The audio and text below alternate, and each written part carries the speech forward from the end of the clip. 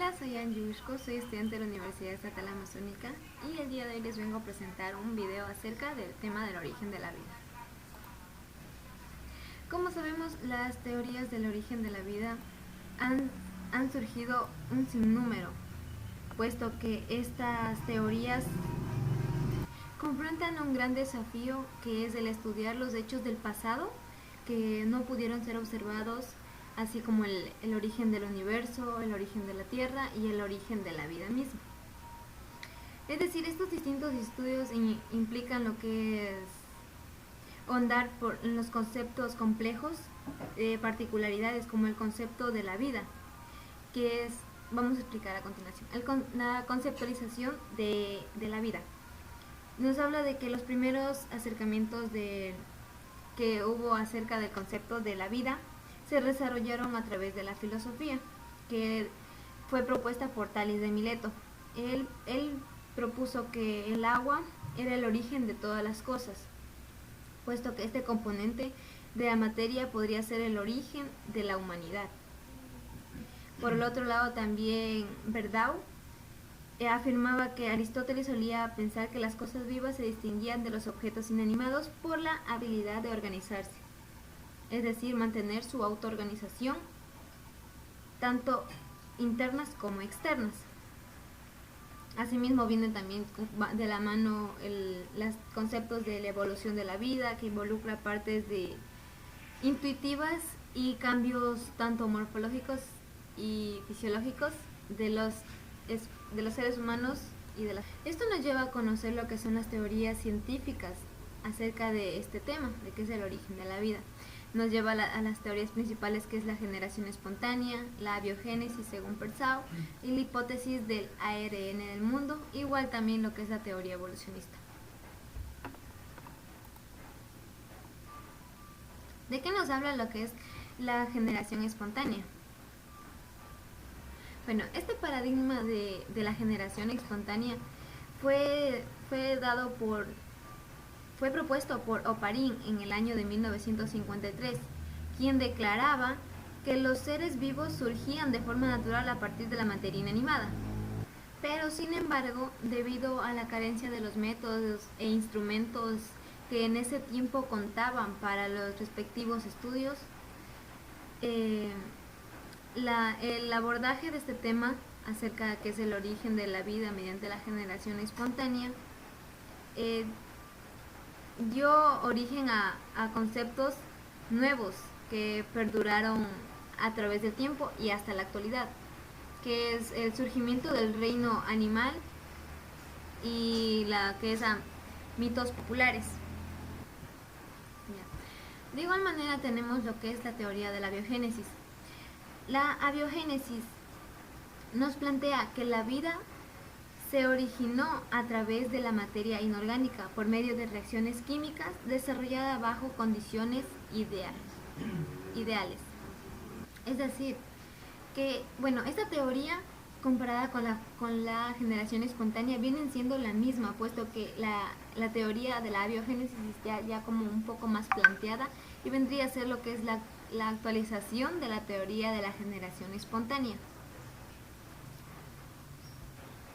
Pero he allí algunos científicos o experimentales como Gargaud, Amils y Clavels rechazaron esta teoría por el mismo hecho de poseer un carácter mítico y poco experimental.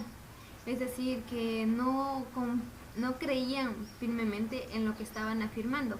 Sin embargo, más tarde Oparin y Haldane plantearon conceptos para explicar esta teoría, la teoría de la vida, del origen de la vida, mediante la biogénesis. Como tenemos aquí, la teoría de Oparin y Haldane.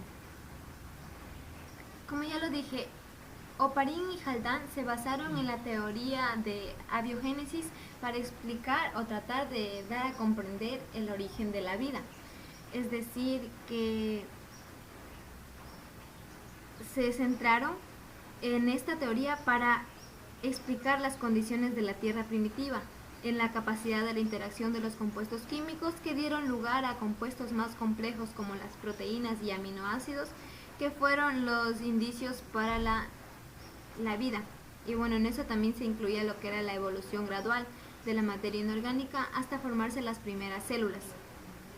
A lo cual los primeros compuestos primitivos Haldane denominó sopa primitiva, porque era un conjunto de compuestos químicos que se encontraban en los mares primogénitos.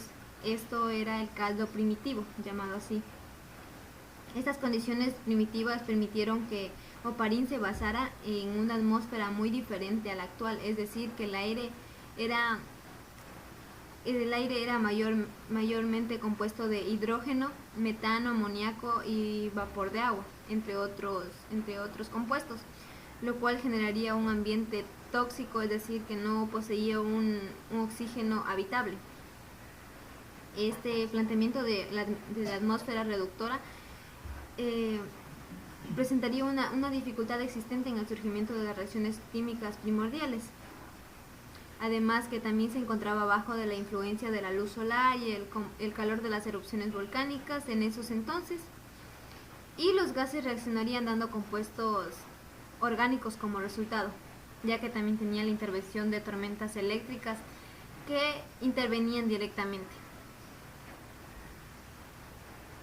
Bueno, también decía que Mackenzie en el 2004 afirmaba que la luz ultravioleta que provenía del sol generaban dosis letales en la superficie primitiva por su carencia de la capa de ozono. Estos eran los rayos ultravioleta que afectaban directamente para llevar a los mares primitivos a un punto de ebullición alto.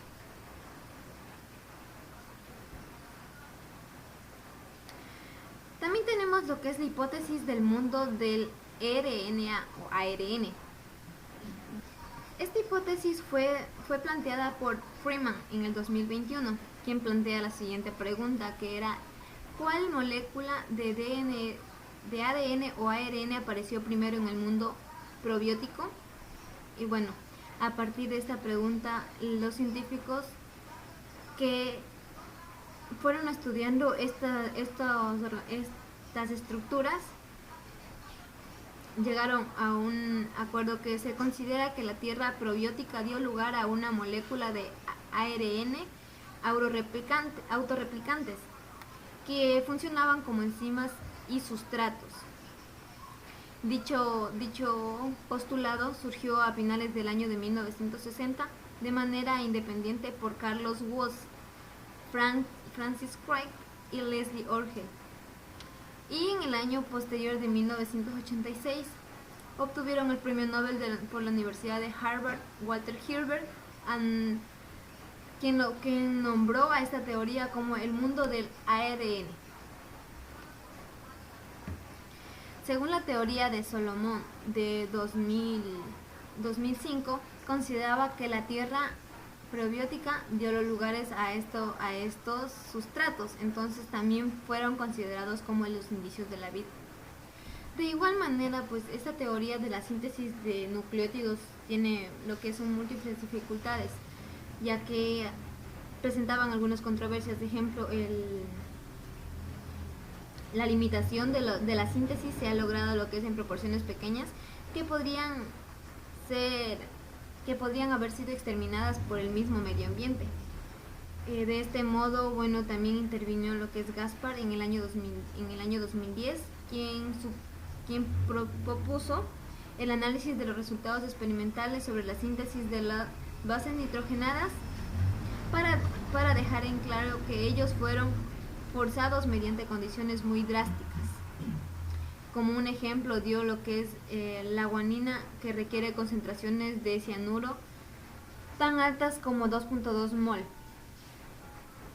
Bueno, en conclusión de esta teoría, lo que es la hipótesis del mundo del ARN radica en la homoquiralidad de las moléculas, tanto en los ácidos nucleicos como en las proteínas. La salida que estos distintos postulados han generado es una conclusión general, es que los aminoácidos quirales se formaron a través de la importancia de los meteoritos del exterior con la posterior transferencia quiral de otras moléculas.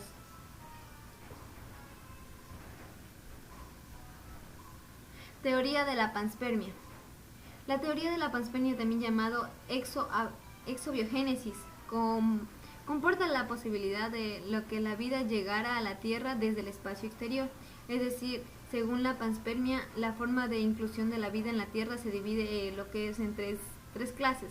La litopanspermia, que hace referencia al transporte de la vida por medio de meteoritos. La radiopanspermia, que atribuye que la entrada de la vida a la Tierra se debe a la presión de la radiación estelar.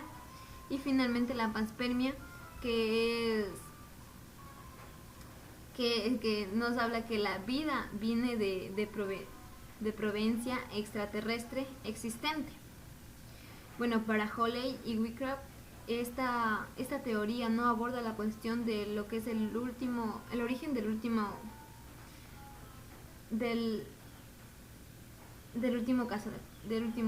las últimas teorías planteadas anteriormente. Sin embargo,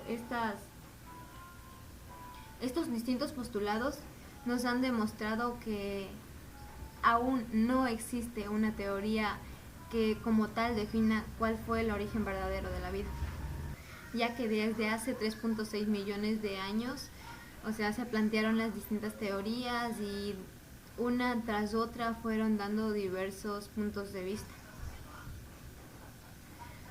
También tenemos lo que son los vestigios de las células membranas prebiológicas, que nos habla que mediante los inventos realizados que se han dado en los distintos laboratorios, han sintetizado diversos tipos de membranas, que son los liposomas, los coacervados y los probiontes.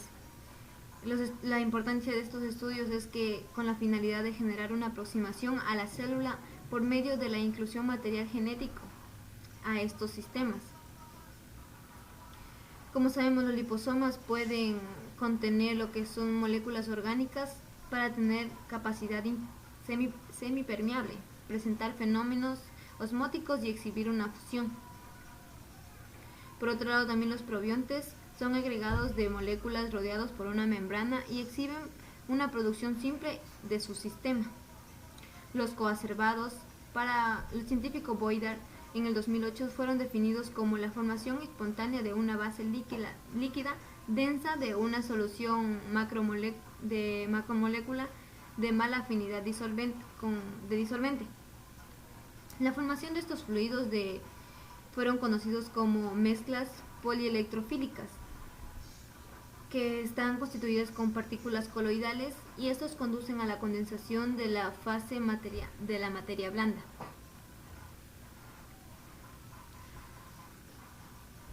Es decir, que el origen de la vida, parte de la ciencia, posee también limitantes que radican en la variación de las teorías existentes. También tenemos aquí el tema del origen del modelo bíblico de la creación de la vida en Génesis.